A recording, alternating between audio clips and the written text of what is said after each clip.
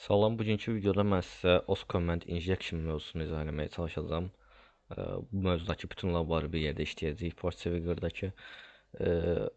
Oscommand Injection hal-hazırda çox aktual olmayan bir mövzu olsa belə API-lara görə, yəni hazırda artıq istifadə olunan daha başqa texnologiyalar var, amma yenə də çox kritik bir necə deyirlər, vulnerability-lərdən biridir. Yəni Oscommand Injection sistemdə varsa, bu sistemdə, yəni düşünün ki, qarşı tərəf sizin shell-inizə, yəni CMD-yə, PowerShell-ə falan girə bilir. Bu həqiqətən də çox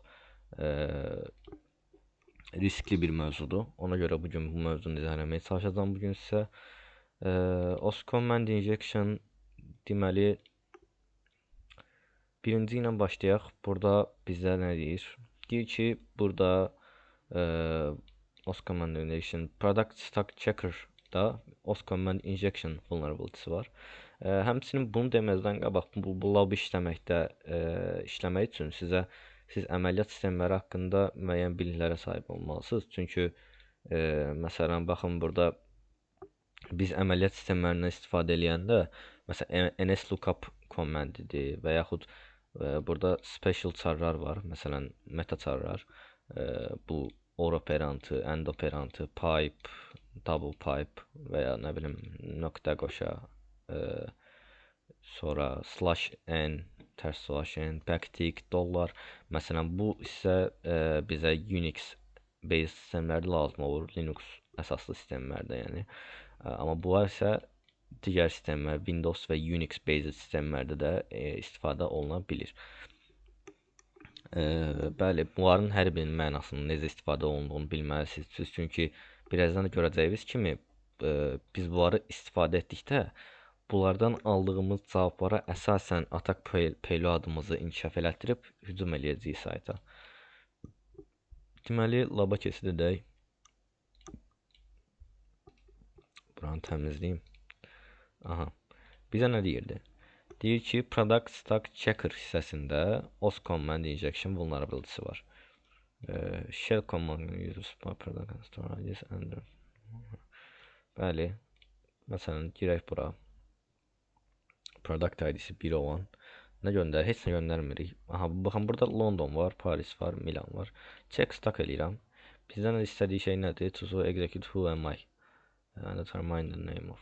Bəli, biz sistemdə who am I komandini işə salmalıyıq. Gəlin belə eləyək. Mən baxın burada, aha, gördüyünüz kimi biz burada Oscommand Injection yoxlaya bilərik. Çünki bizim göndərdiyimiz post request budur və bizim input eləyə biləcəyimiz yer sadəcə burada var. Digər göndərdiyimiz requestdə, məsələn, product ID-nin 1 olduğu requesti göndərəndə təbii get göndəririk və burada heç bir input göndərə bilmirik biz bura. Bunu göndərdim, repeater'a. Bağlayaq. Bunu normal şəkildə göndərirəm. Gəlin belə eləyək. Store ID-ni məsələn dəyişirəm 3 eləyirəm. 52 4 eləyirəm. 5 0 eləyirəm. Dırnaq atıram bir dənə. Aha, baxın, dırnaq atdıqda biz nə gördük burada? Gəlin bir dənə də qoşa dırnaq, bəli. Biz dırnaq və ya qoşa dırnaq atdıqda burada sintaks erroru aldıq. İndi gəlin belə düşünək. Məsələn, bizim əlimizdə deyək ki, bizim göndərdiyimiz request gedir. Məsələn, echo, yəni burada nə olduğunu bilmirəm. Amma böyük ehtimal ki, bu içində belədir. Burada bizim yazdığımız store ID 1 gedir və bu store ID 1 nəticəsində də əməliyyat sisteminə gedən kommentdən gəlir bizim nəticədə bizə verdiyi, məsələn, bizim verdiyimiz 1-ə görə uyğun olaraq burada bizə neçə dənə olduğu, məsələn, 62 verir. Məsələn, burada echo 1-i göndərsəm, burada 1 çıxacaq. Yəni biz burada təbii ki, dırnaqları görmürük. Amma biz sadəcə məsələn bura belə bir şey göndərəndə bu bizə error verir. Niyə? Çünki comment, yəni bizim göndərdiyimiz 1 artıq işləyə bilmir. Aha, burada artıq nələr yoxlamaq olar? Məsələn, mən bunun deyək ki, Unix based bir sistem olduğunu düşünsəm əgər, gəlin belə eləyək. Who am I göndərim mən bura. Send deyirəm. Dırnağı silməliyəm təbii ki. 91 verdi. Məsələn, bayaq dediyim kimi bunun Unix based bir sistem olduğunu nəzərə alaq.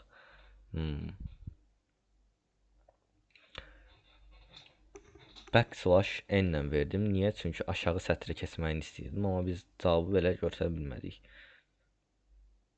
Bunda niyə belə yazdıq? Who am I bu şəkildə? Çünki bu dollar dediyim kimi Unix-based sistemlərdə əsasən istifadə olunur. Belə göndərək. Who am I? Ha, yenə də bizə rəqəm verir. Okay. Məsələn, bura 1, 26 qoyaq. Aha, baxın biz burada artıq Peter MBC Vuk gördük və congratulations you solved the. Niyə bu şəkildə göndərdim mən bunu? Bu %26 hansı ki burada gördüyünüz, baxın bu işarətləyəcəm bunu. Tapa bilsəm.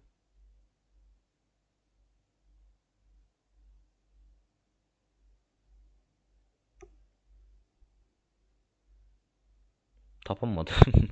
Burada rəngləmək var idi, tapa bilmədim. Nəysə. Bu gördüyünüz işarə hansı ki mənim burada yazdığım %26 işarəsi deməkdir. Bunda mənası nədir? Biz bura 1 %26 who am I komandimizi verəndə bu niyə işlədir? Çünki bu soldakı 1 işləyir və bu soldakı 1 işlədikdən sonra bizim verdiyimiz who am I komandi işləyir. Bu %26'nın da mənası odur ki, soldan asılı olmayaraq ikinci tərəfdə göndərdiyimiz komment həmişə işləyəcək. Bəli, keçək digər bir labımıza.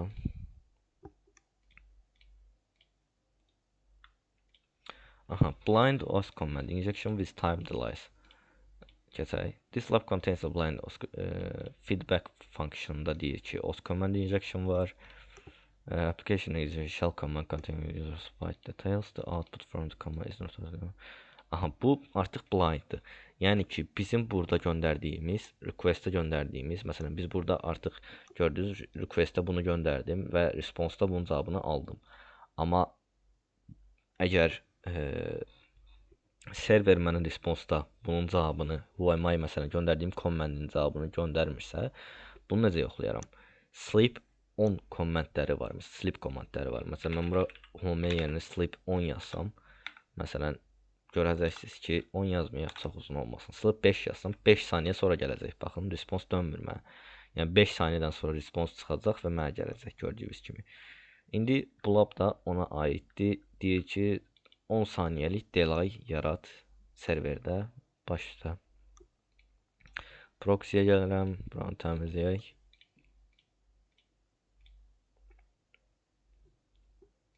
Aha, submit feedback. Birinci mövzuda gördüyünüz kimi submit feedback yox idi, amma artıq ikinci mövzuda var. Buranı doldururam. S eləyək, S deyək. Göndərdik biz. Bəli. Görürsünüz bu axırda.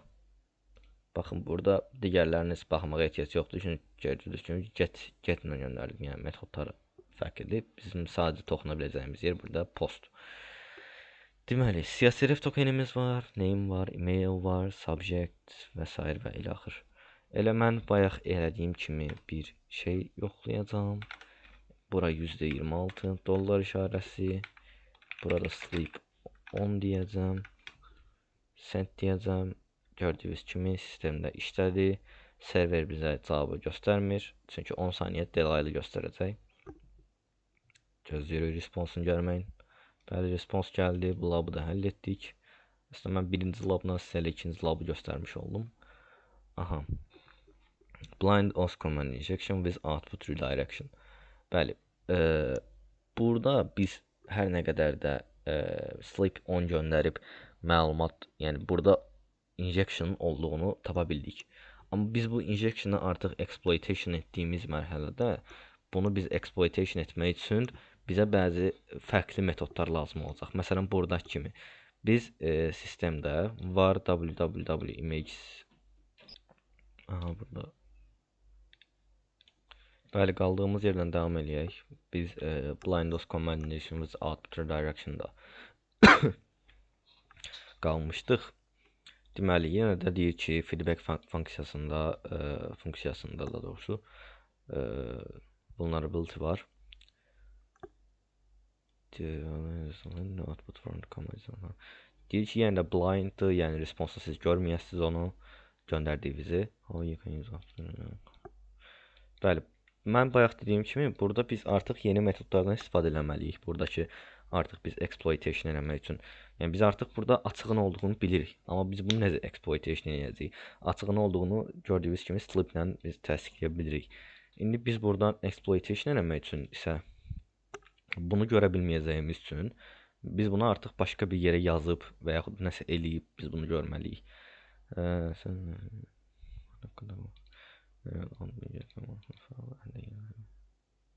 Bəli.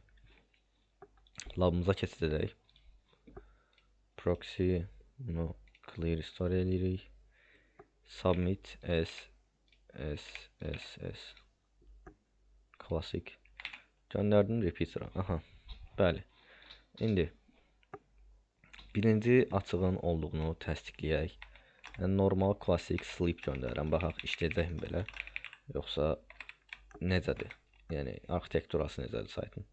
Bəli, sleep göndərdim. Gördüyünüz kimi artıq biz saytda bu açığın olduğunu, yəni bu vulnerability-nin olduğunu bilirik. Yəni os command injection biz bura eləyə bilərik. Yəni yoxlaya bilərik artıq, exploitation eləyə bilərik. İndi gəlin belə eləyək. Axı mən bura deyək ki, bizdən istənilən nədir? Who am I? Who am I-ı mən bura göndərdikdə, amma who am I? Gördüyünüz kimi who am I-ı mən heç yerdə nəticəsini ala bilmirəm. İndi gəlin belə eləyək. Bizə deyir ki, var www images adında bir folder var. Gəlin bura biz girməyi yoxlayaq. Təbii girə bilməyəcəyik. Amma bizdə belə bir folderun olduğu. Bu klasik folderdir.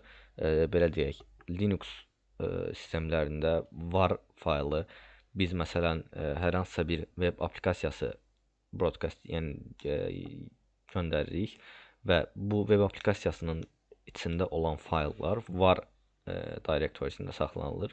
www-nin içərisində. Burada da imageslər www-nin içərisində image direktorisində saxlanılır. İndi gəlin belə eləyək. Biz belə bir direktorinin olduğunu bilirik. Biz nə edə bilərik? Bu aldığımız who am I-ı biz yollaya bilərik var www imagesin daxilinə. Artıq biz bunu bura yolladıqdan sonra baxın, gəlin yollayaq. Aha, səhv eləmirəmsə artıq yollanmış olmalıdır. İndi belə düşünək. Bunun içində məsələn mən deyək ki, buradan proxy filtrləri də bağlayaq. Aha, buranı da bir dənə clear ataq. Məsələn, mən buna daxil oldum. Şəkilləri görmürəm. Hə, image.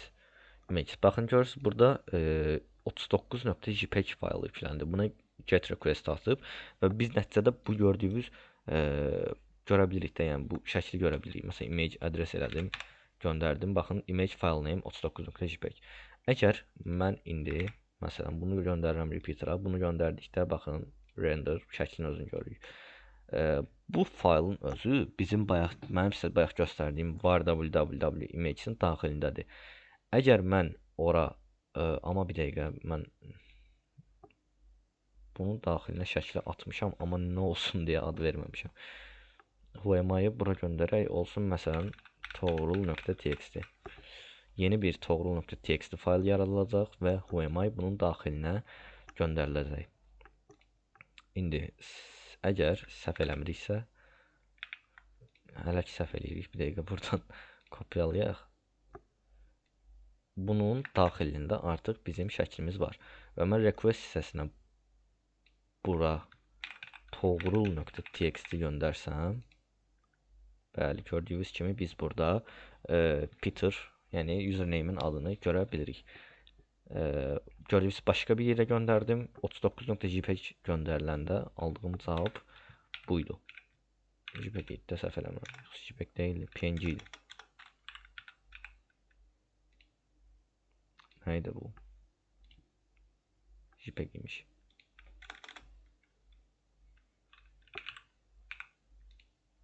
Bəli, gördüyünüz kimi request response-da bu dönür. Amma mən bura öz daxil elədiyim, özümün yazdırdığı toğrul.txt-ni bura göndərsəm, gördüyünüz kimi biz artıq username-in adını görəcəyik. Bəli, bu labda getdi. Qaldı nə? Aha, artıq bu labda os command out of band. Out of band dedikdə biz bu gördüyümüz üsulların heç birini eləyə bilmirik.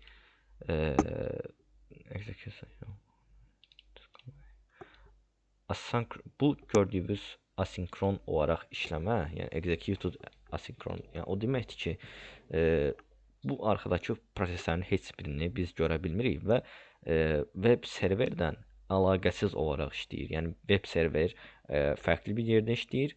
Bizim bu göndərdiyimiz və işlədəcəyimiz şeylər fərqli bir yerdə işləyir. Bir-birinə əlaqəsizdir. Buna görə biz bunlara asinkron deyirik.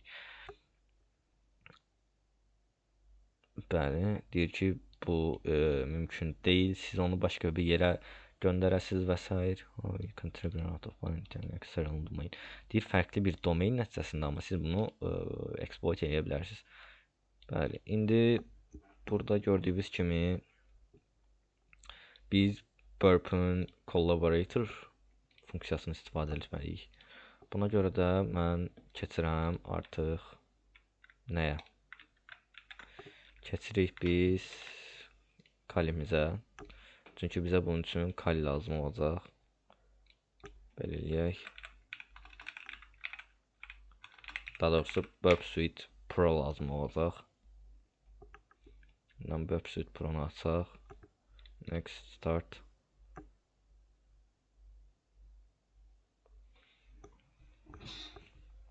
Niyə buna keçdik? Çünki collaborator funksiyası lazımdır bizə. İndi keçirik proxy-yə. Proxy-dən browser açırıq. Portsfigure.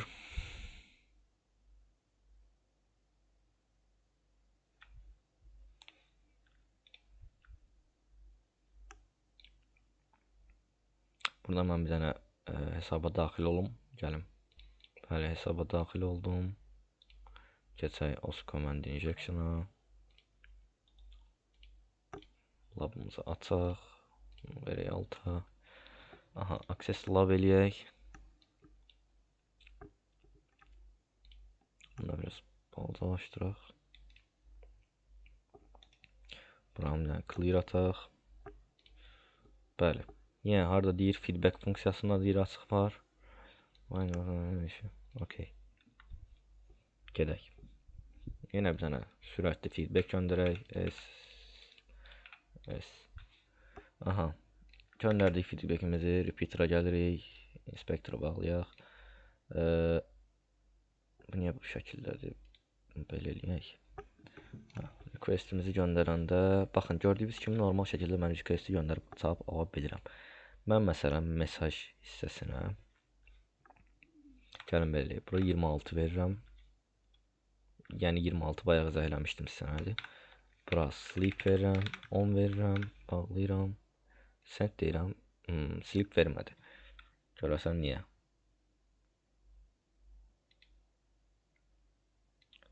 Yaxşı. Bəs yerini dəyişsək. Məsələn, mən bunu atıram e-mail'a. Yenə sleep vermədi. Onda operatorumuzu dəyişək. Bəlkə də yəni heç sleep işləmir. Burada elə bir şey də ola bilər. Məsələn, belə bir operator qoysaq. Yenə işləmədi. Okey.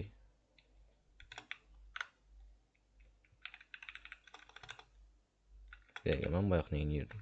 Bura heç dollar qoymamışıq. Biz sleep'in işləməyini gözləyirik. Əla.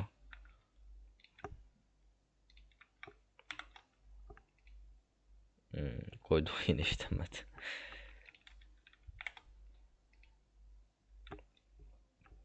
Okey.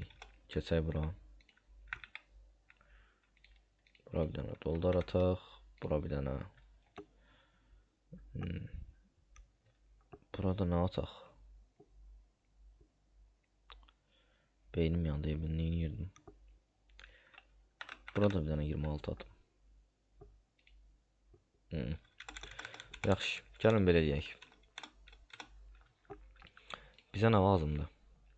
Birinci collaborator'dan bunu kopyalayıram. Bu nədir? Dostlar, collaborator'da belə bir bizə URL verir.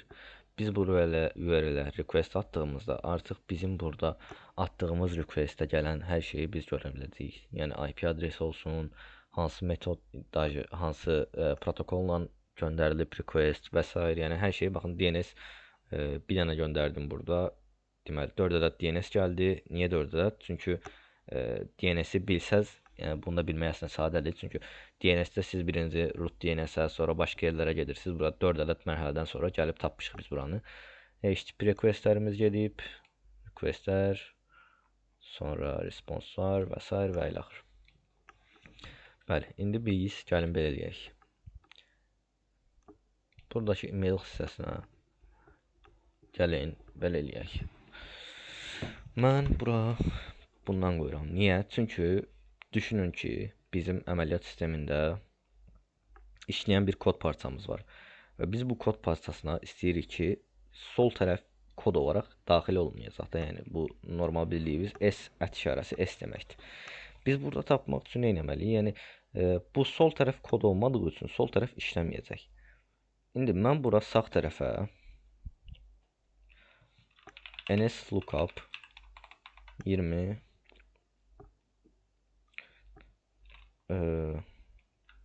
nslookup 20 bizdən nə istəyirdi başa labda?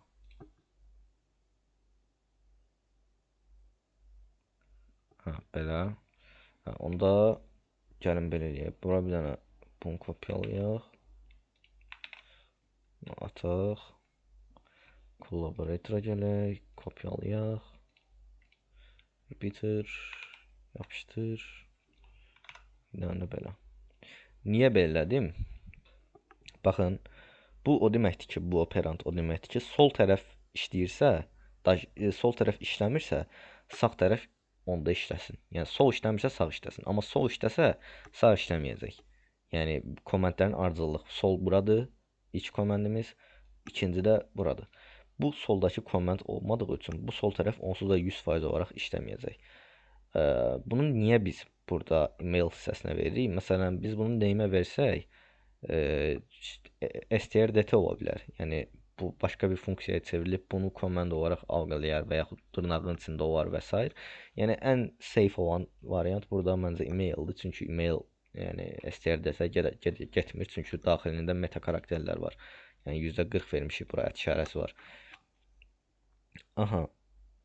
nslookup %20. Bəli, hələ ki yəni mən düz görürəm. İnşallah ki düz yazırıq. Burada da elədiyimiz şeyi nslookup vermişik. nslookup-ı niyə veririk dostlar? O da məntiq oradadır ki, biz os command injection, blind os command injection eləyəndə deyəsiniz ki, curl verək və yaxud nə bilim ping verək. Əgər biz curl versək və yaxud ping versək, ping promoy olaraq əgər siz bir pentestersizsə, yəni gizlilik də sizin üçün mühüm olmalıdır. Əgər biz burada ping versək, bu promoy logvara düşəcək. Həmçinin curl göndərsək, bu yenə də logvara düşəcək. Amma biz nslookup verdikdə bu serverə gedir və serverə bu komand çatdıqda server öz daxilindən DNS sorğusu göndərir bizim hansı ki verdiyimiz bu URL-ə. Bu DNS sorğusunda artıq bu logvara düşməyi, yəni biraz daha çətindir bunu tapmaq. Bunu görmək biraz daha çətindir. Çünki server özü bizə request atır. Biz serverə request atmırıq. Aha, davam eləyək. Bunu göndərim. Bu axırdakını da ona görə atırıq ki, çünki artıq sol tərəf işlədiyi üçün bundan sonraki komandin işləməyini istəyirik. Burada gözləyirik. Aha, gəldi. Baxın, görürsüz. Bəli, əla. Göndərdiyimiz request bu şəkildə. Və congratulations, you solved the lab. Əla. Keçək o birisi labımıza. Son labımız qaldı. Yekun. Blind os command injection with out of band data exfiltration. Yenə deyir ki, feedback funksiyasında açıq var. Yenə eyni şey. Yenə də asinkron olaraq işləyir.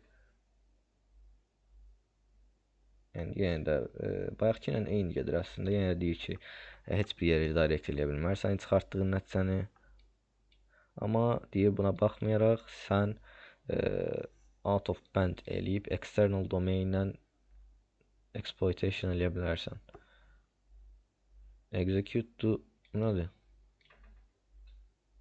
Who am I? Execute to HMI. Biz HMI işlətməliyik. And exploit output via DNS query to platform. You will need to enter the name. Aha. Laba keçid eləyək. HMI-dan gələn nəticəyə əsasən biz adı yazmalıyıq deyəsən. HMI-da adı görəcəyik. Okay, gəlin belə eləyək. Proxy-ni birinci təmizləyək.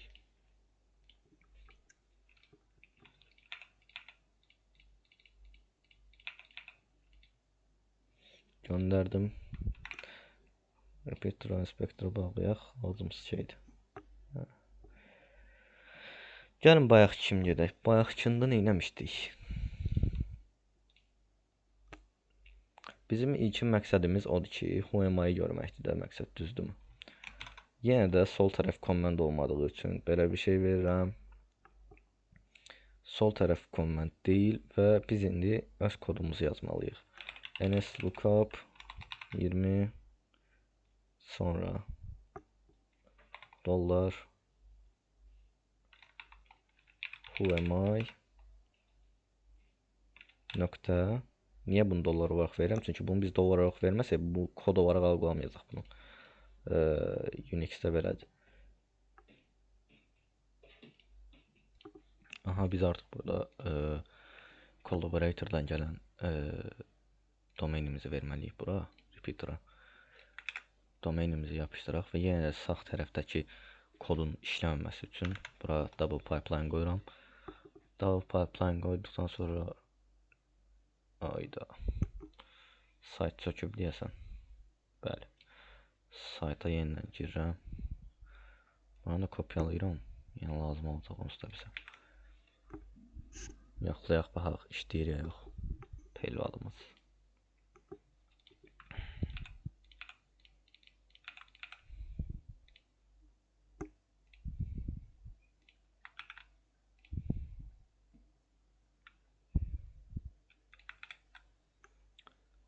Payload göndərdik, send dedik. Nə send deyək.